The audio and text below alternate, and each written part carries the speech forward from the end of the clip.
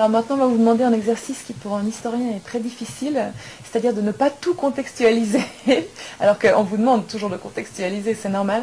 Là, donc, c'est le résultat de questions qui ont été prises dans une foire aux questions de toute une série de personnes prises dans la population, sans distinction spécifique, sur en fait qui était Calvin, parce qu'on s'est rendu compte qu'on a très peu d'informations en tant que Genevois, que ce soit dans nos parcours scolaires ou académiques sur Calvin, et il y a juste des idées qui passent.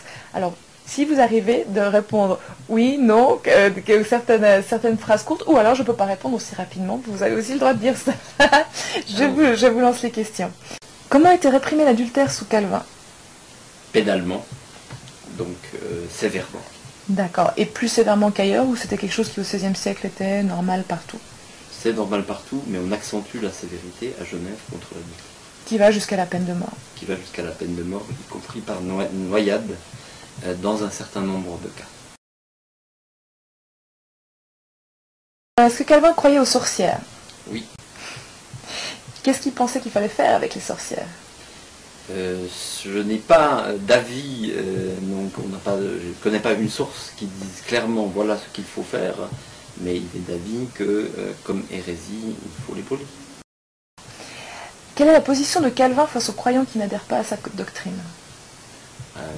Disciplinaire, et donc il s'agit de corriger quelqu'un qui croit mal, et puis devant l'obstination, ça peut être renvoyé devant la justice, et donc réprimé jusque, dans un cas d'hérésie déclarée, la mort.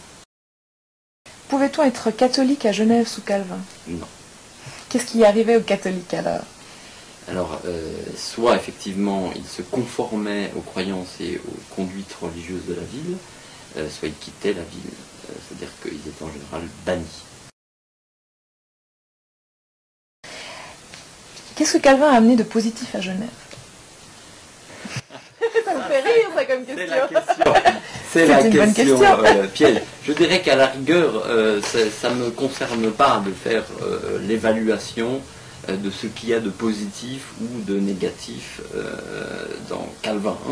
Sous l'influence de Calvin, Genève fait partie de ces villes qui deviennent des villes capitales en matière religieuse. Donc il a sans doute largement participé au XVIe siècle à transformer, disons, le statut et donc par conséquent l'identité et la fonction historique de la ville.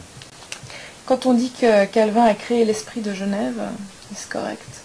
Alors l'esprit de Genève est une création, disons, de la fin du 19e, début 20e siècle surtout. La réponse est là. Calvin n'a pas inventé quelque chose qui a eu lieu au 19e siècle, début 20e siècle. D'accord. Et donc on ne peut pas dire non plus que Rousseau est un héritier de Calvin? Non. Est-ce que Calvin a participé à la vie juridique de Genève? Fortement, oui. C'est effectivement quelqu'un qui est reconnu pour ses compétences juridiques et auquel on donne des missions juridiques comme formaliser le droit coutumier. Il a créé le droit ecclésiastique qui est aussi une forme de droit à Genève. Il a donné quelques avis de droit, donc il a une forte influence sur la culture juridique genevoise au XVIe siècle. Qui devait commander selon Calvin, la loi divine ou la loi civile? Ça dépend de sur quel terrain on se situe.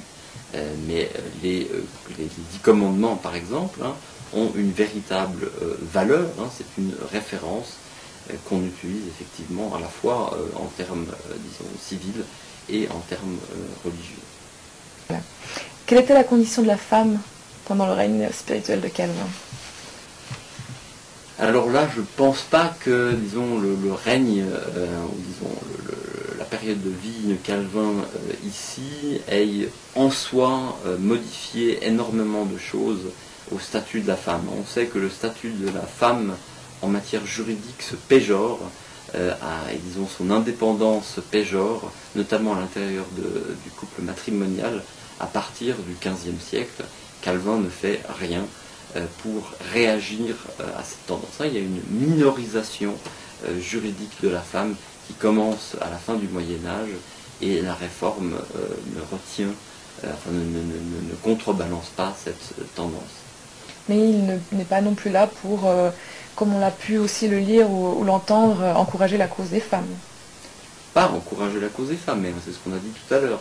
Les femmes trouvent dans le consistoire un organisme qui n'est pas un tribunal judiciaire, qui est néanmoins une instance dans laquelle siègent des magistrats et des ministres, devant lesquels elles peuvent porter leurs revendications, disons, leurs problèmes, leurs difficultés.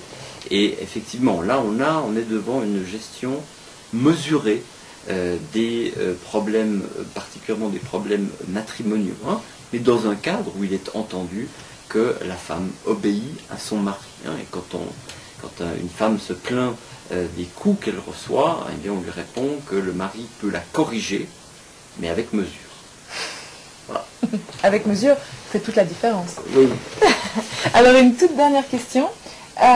Puisqu'on a beaucoup parlé de Calvin, et juste quelques... Ben oui, obligé, mais promis, après 09, de 09 à 15, on fera que Castellion. Ce serait pas mal. Alors 3 mots justement sur Castellion, sur la figure de Sébastien Castellion. Comment se fait-il que ce réformateur qui a beaucoup influencé, lui et d'autres, la pensée protestante moderne, celle dont on parle aujourd'hui, n'existe pratiquement plus dans la conscience des Genevois d'aujourd'hui, alors qu'à l'époque de Calvin, il était important, et qu'il a été important pour beaucoup de gens après, au niveau de l'idée de tolérance religieuse, au niveau de liberté de conscience. Donc, quelle est pour vous cette explication de Sébastien Castellion qui n'est pas plus présent? Bon, c'est quelqu'un qui a connu une carrière de marginalisation.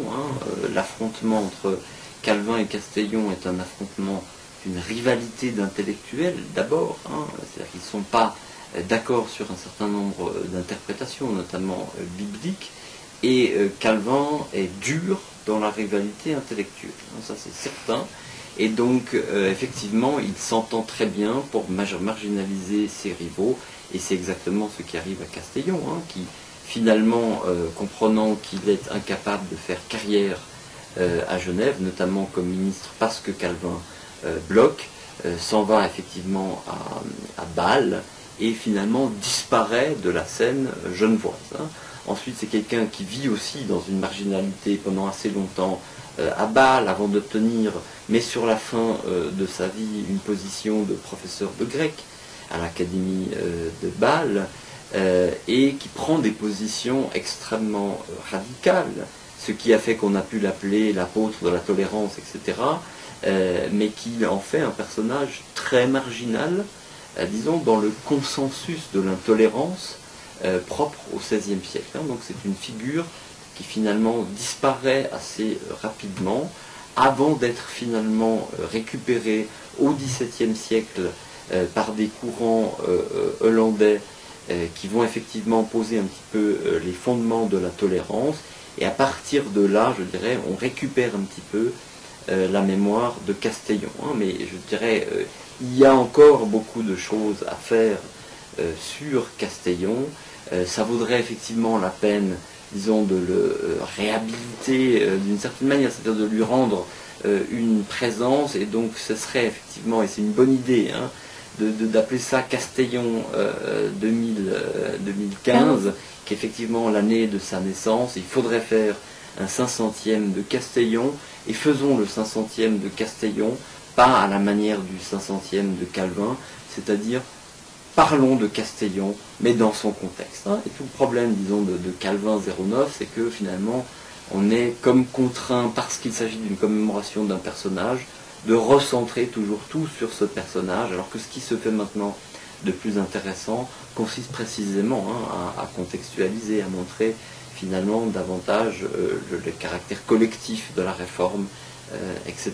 Donc, célébrons peut-être Castellion en 2015, mais à l'intérieur d'un mouvement un petit peu plus large de gens qui se situent aux marges de la réforme pour différentes raisons, notamment à cause de leur insistance sur la question de la tolérance. Alors rendez-vous en 2015. Rendez-vous en 2015 avec plaisir. Merci mille fois pour cet entretien. Merci.